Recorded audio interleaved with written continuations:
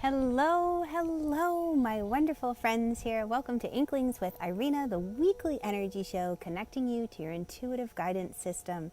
Thank you so much for joining me because today I am talking all about blocks and obstacles. And you might even hear sirens going off here because here it is the first Wednesday of the month, which means at noon they test the sirens. Today has seemed like a bit of a day of obstacles, which is what inspired me to talk about this topic, because I wanted to share with you how you can melt the obstacles that are blocking your creative flow. Because there's nothing more frustrating than sitting staring at that blank piece of paper or the blinking cursor on the screen. Hello, Tammy, great to have you. As you jump on live, do please give me a little hashtag live. That way I know who's playing with me. And if you catch me on the flip side in the replay, hashtag replay or hashtag flip side. We'll get a little fun with that today. So thank you. And by the way, if we haven't met yet, my name is Irena Miller. I'm an intuitive energy coach, and I help women for over the last 20 years connect to their gut instincts, to notice when obstacles are coming up that can be melted. You don't have to be stopped in your tracks. You don't have to necessarily move around, but there are ways to move through them to essentially learn maybe the essence behind the obstacle, what it's trying to get you to pay attention to. It's like that old quote, what is in the way is the way. All right, so let's jump into this. I'm very excited to share this because this is an idea that was shared with me many a moon ago, and it absolutely made complete sense.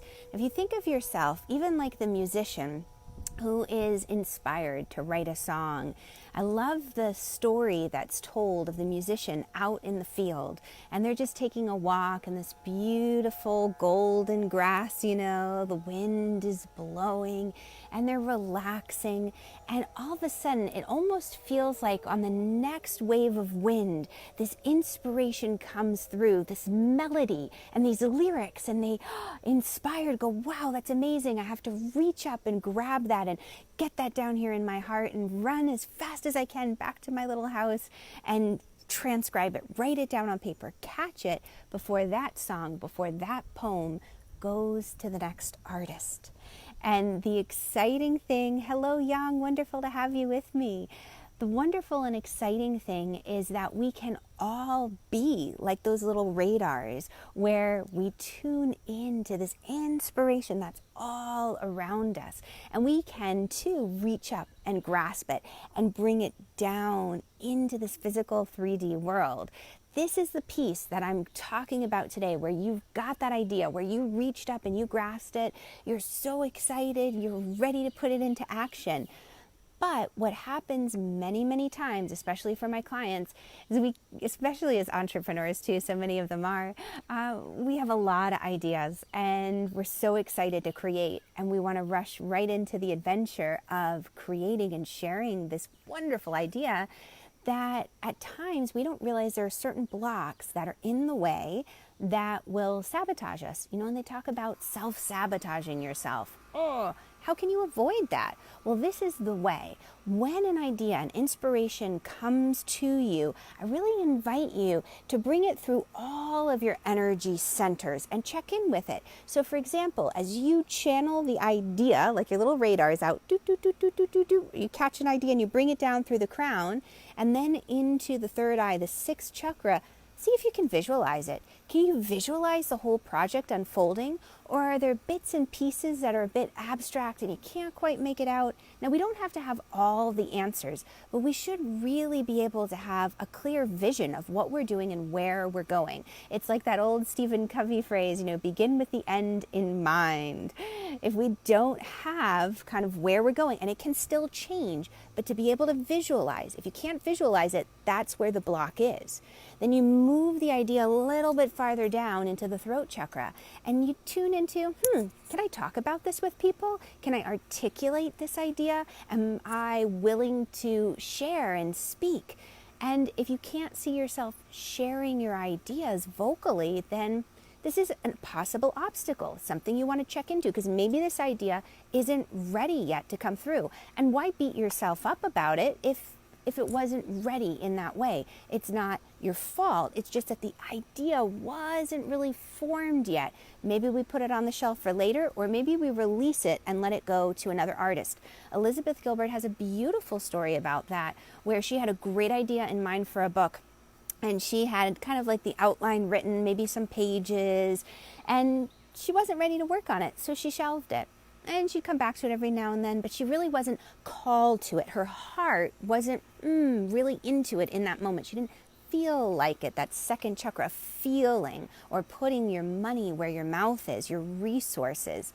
And what ended up happening was she had a good friend who must have picked up on the same idea. And have you ever had that moment where you look around the world and you say, oh, that was my idea?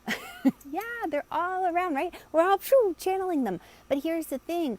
Only you can translate that idea in your voice, in your way. And even if someone else has already translated it, it's so different when it comes from you, and the world is excited to hear that. If you don't share that, it'll be lost forever. No one else can do it. They might say the same words, but it won't have your inflection. It won't have your little bit of spin, your sparkle. So knowing where these obstacles can show up in our energy centers, and I know we've just kind of run through them briefly, but to give you an idea of bringing the idea through the body. The next layer to this, the piece that can help give you a visual, is using the pendulum. And oh, I just made a knot in it.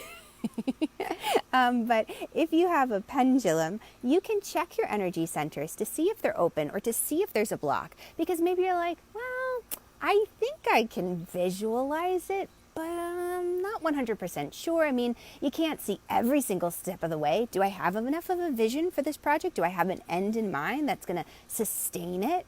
And you can use the pendulum to check. And you're just like, okay, in regards to this project, am I clear in my third eye? And you see I get this nice, wonderful clockwise circle.